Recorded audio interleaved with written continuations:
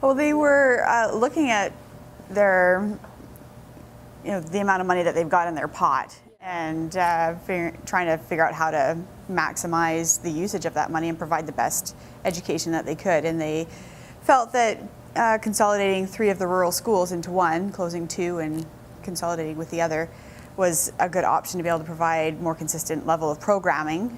To be able to offer some options like French and whatever to get rid of the split classes, split grades, and just have single graded classrooms with the teacher. And they thought that that would be an improvement to the education of our kids. And but the parents felt differently.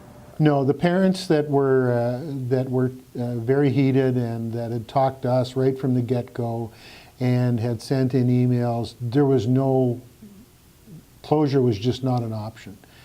There was no listening to any of the other alternatives, none of the other ideas, because there was always a yes but. We were trying to make it seem like we were all working together, that we were really trying to find a solution.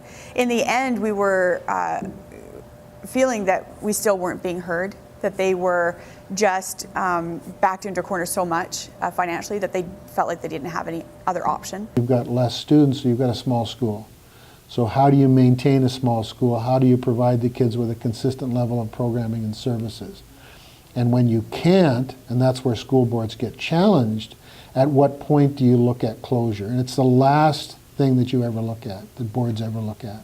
These schools have been slotted for closure over and over and over again, right? Every 10 years or so, they just cycle back to the same issue. And so now's the time to look into it and see, we need to find a permanent solution here so we're not just cycling back, because at some point it's going to be game over and the school is going to close. We can't just keep, hoping that things will change in the next 10 years.